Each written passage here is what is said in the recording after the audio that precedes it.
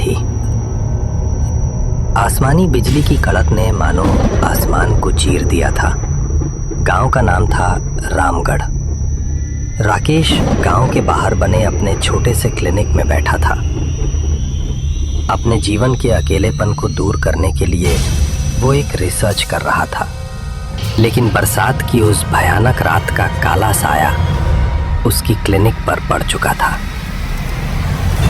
एक बर्तन में कुछ दवाइयों का मिश्रण उबल रहा था और राकेश सामने खड़े उसे एकटक देख रहा था। तभी आसमान में जोर से बिजली कड़की और बर्तन में उबल रहे मिश्रण का रंग ऐसे लाल हो गया जैसे ताजा खून।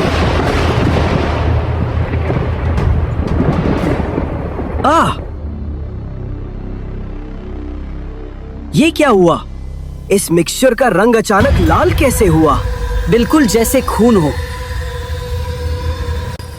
हो सकता है मुझसे कोई गलत केमिकल इसमें मिल गया हो। हाँ, ऐसा ही हुआ होगा। ओह नहीं, फिर से मैं फेल हो गया। तभी उसे अपने आसपास किसी के होने का एहसास हुआ।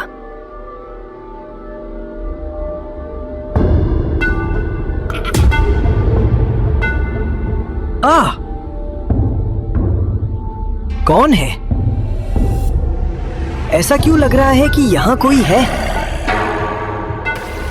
पर यहाँ तो मेरे अलावा कोई नहीं है। राकेश फिर से अपने काम में लग गया। आज मौसम इतना डरावना क्यों लग रहा है, जैसे कोई अनहोनी होने वाली है।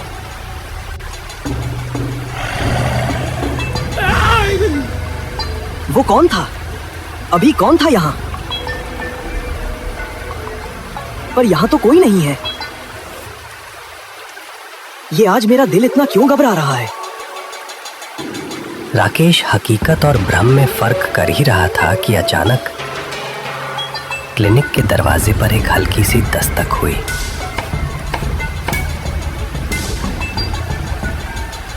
उस दस्तक की आवाज इतनी धीमी थी कि मूसलाधार बारिश के शोर में मुश्किल से सुनाई दे रही थी, पर इतनी अजीब थी कि राकेश का दिल कुछ देर के लिए सहम गया।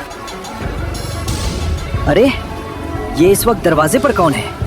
इतनी तूफानी बारिश की रात में कौन हो सकता है? दरवाजा खोलूं या नहीं?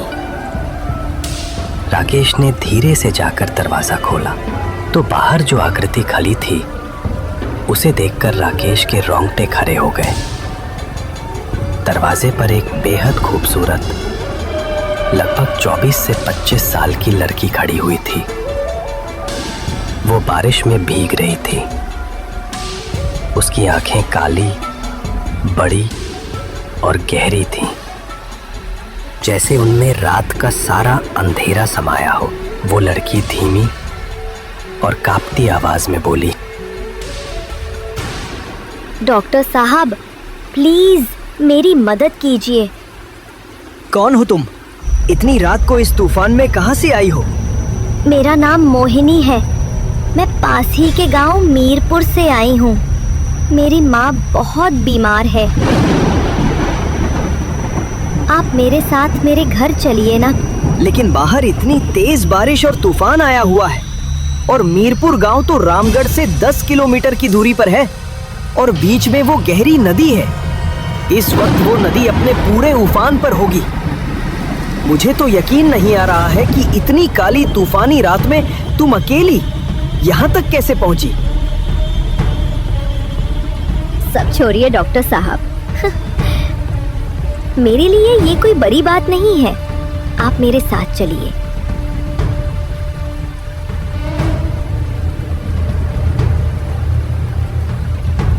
लेकिन इतनी तूफानी रात में नदी के रास्ते सफर करना ठीक नहीं होगा। तुम अंदर आ जाओ। आज रात तुम यहीं रुक जाओ। सुबह होते ही मैं तुम्हारे साथ चलूंगा। मोहिनी की आंखों में अचानक एक रहस्यमयी चमक दिखाई देने लगी। वो कुछ असहज हो गई और बोली, नहीं डॉक्टर साहब, सुबह नहीं। मैं सुबह तक इंतजार नहीं कर सकती। जो करना है आज रात ही करना है। मुझे पता है कि रास्ता खराब, खतरनाक है और मौसम भी। लेकिन मैं एक मछुआरे की बेटी हूँ। मुझे नदियों की उफनती लहरों को काबू में करना अच्छे से आता है। आप मेरे साथ चलिए ना प्लीज, मैं आपको सही सलामत आपकी मंजिल तक पहुंचा दूंगी। मोहिनी के चेहरे पर एक अजीब सा आकर्षण और जिद थी। उसकी खूबसूरती में एक ऐसी बेचैनी थी जो इनकार करना मुश्किल कर रही थी। उस लड़की की बातों से राकेश के जहन में 2 साल पुराना एक वाकया जैसे जीवित हो उठा। ठीक है, मैं चलता हूँ, जरा रुको। राकेश ने अपना बैग उठाया और मोहिनी के पीछे पीछे चल पड़ा। वैसे तुम मेरे छाते में आ सकती हो, बारिश तेज है, भीगकर बीमार पड़ जाओगी। अरे नहीं आप मेरी चिंता ना करें मुझे बस थोड़ी ही देर में अपार शांति मिलने वाली है। मोहिनी की बातों से राकेश कुछ असहज हो गया। इस लड़की की बातें कुछ अजीब हैं।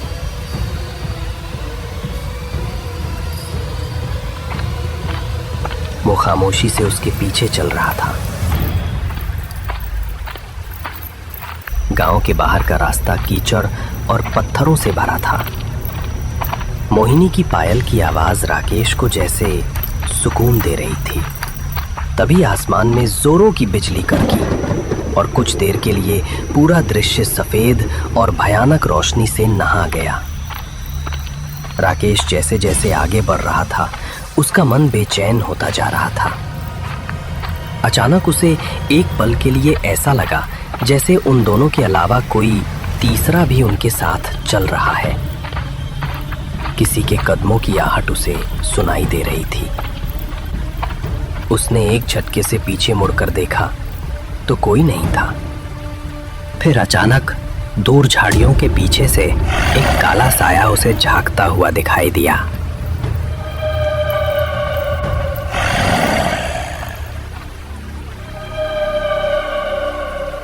राकेश ठिठक कर रुक गया। वो कौन है? मोहिनी सुनो, वो देखो, वहां झाड़ियों में कोई खड़ा है।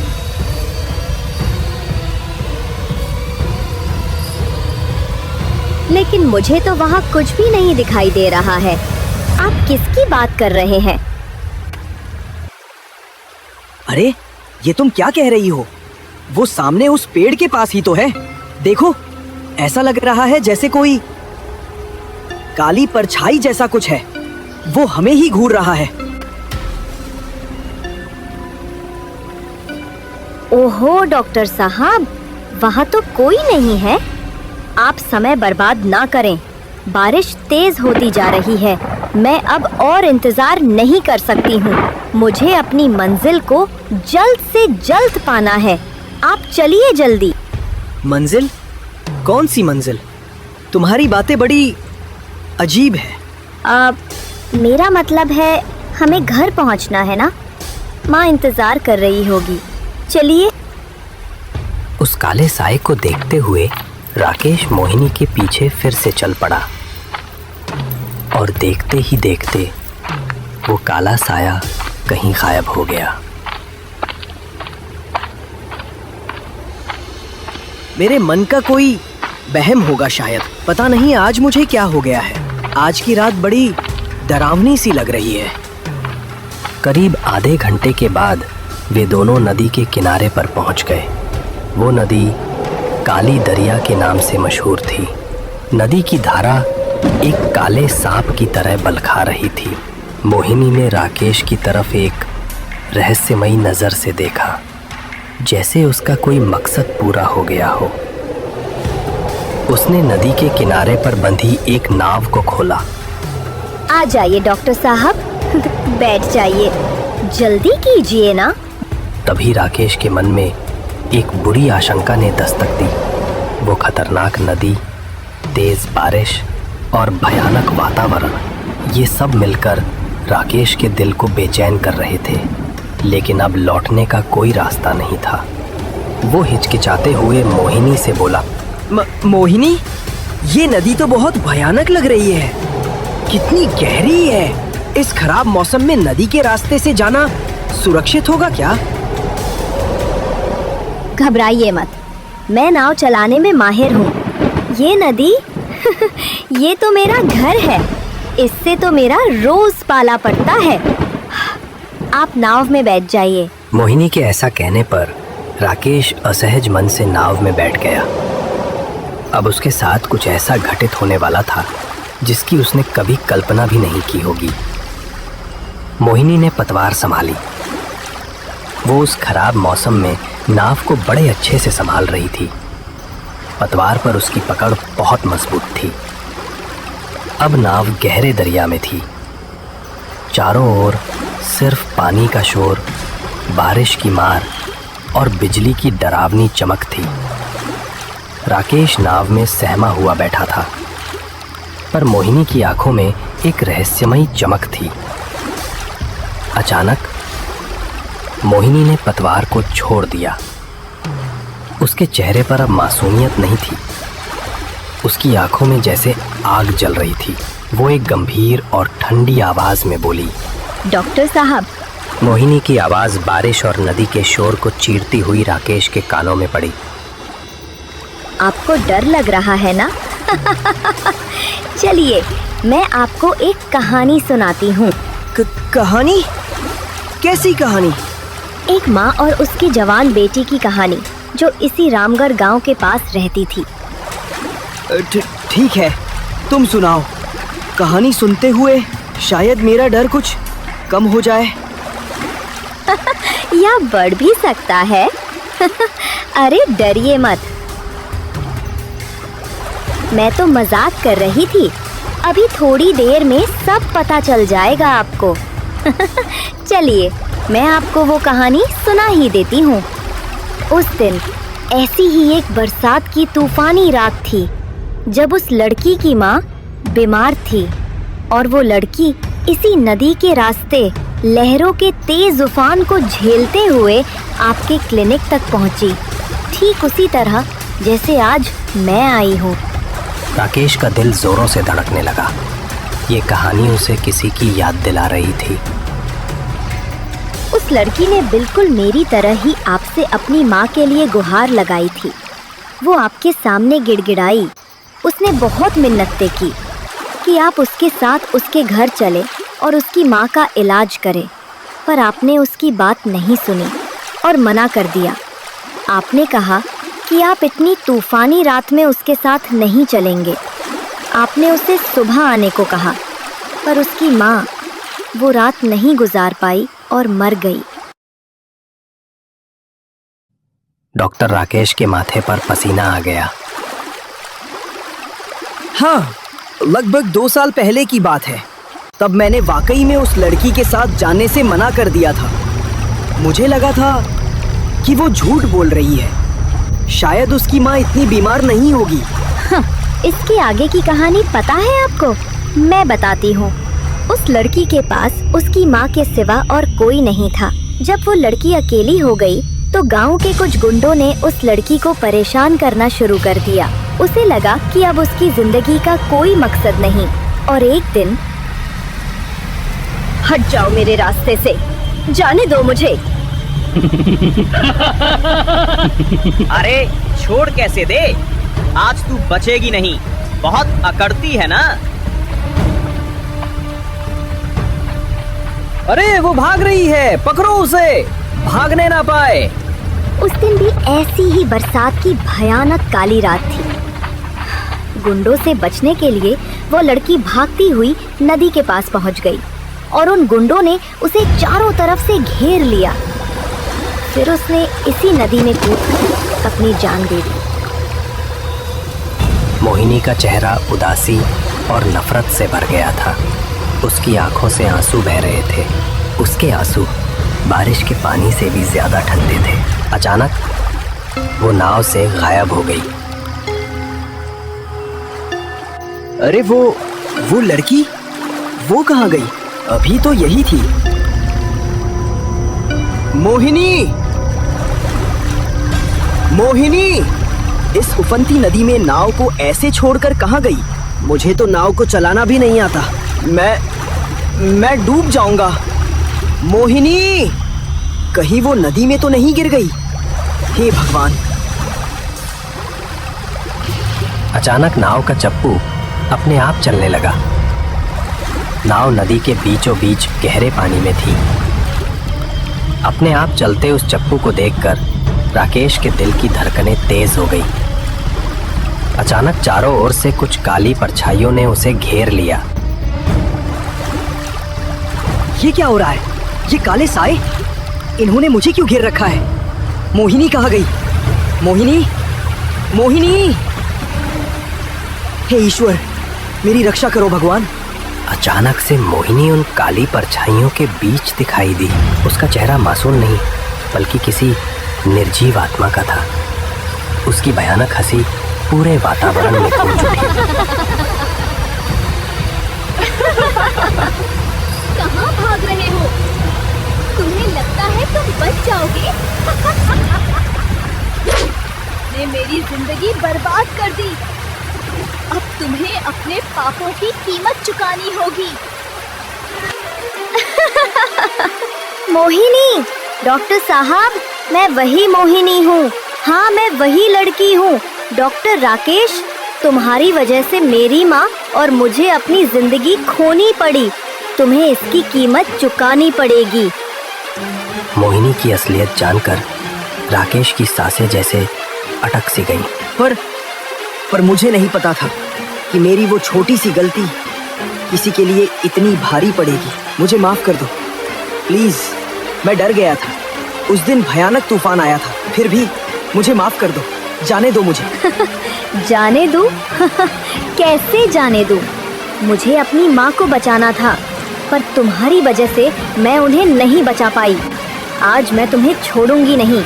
आज मेरा बदला पूरा हो जाएगा और मेरी आत्मा मुक्त हो जाएगी।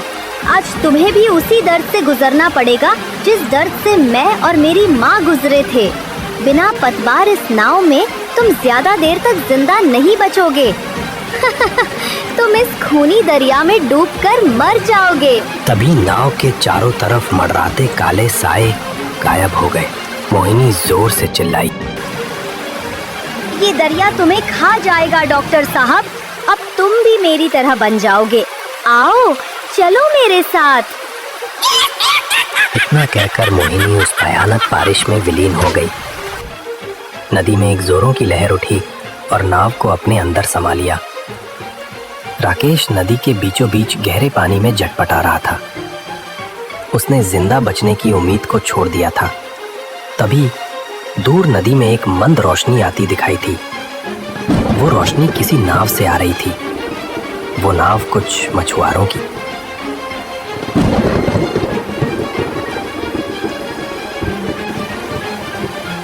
अरे वो देखो, वहाँ पानी में कोई डूब रहा है।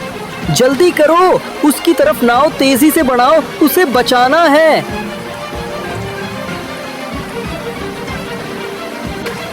आ जाओ, अपना हाथ दो, जल्दी करो। मछुआरों ने डॉक्टर राकेश को पानी से निकालकर अपनी नाव में खींच लिया। राकेश सदमे में था। उसकी हालत डर से खराब हो चुकी थी। तुम नदी में कैसे गिरे? और तुम्हारी नाव वो कहाँ है? वो डूब गई नदी में। पर इस तूफानी रात में नदी में उतरे ही क्यों? तुम तो एक मछुआरे भी नहीं लग रहे हो। फिर? राकेश ने कांपते हुए अपनी पूरी कहानी उन मछुआरों को बताई। समझ गए, ये वही लड़की है, मोहिनी। तो तुम वही डॉक्टर हो जिसकी वजह से उसकी माँ और उसकी जान गई। वो एक छलावा बन चुकी है। ऐसी बरसात की तूफानी रात में उसका छलावा लोगों को फुसलाकर इस नदी में लाकर डुबोकर मार डालती है। वो सिर्फ उन्हीं लोगों को अपना शिकार बनाती है जो डॉक्टर होते हैं। वो बदले की आग में जल रही है।